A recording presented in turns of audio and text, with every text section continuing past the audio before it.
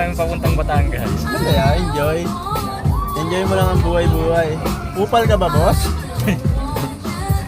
Kyrie, kumusta naman ba yung papuntang Batangas? Pagod. Masaya. Yan.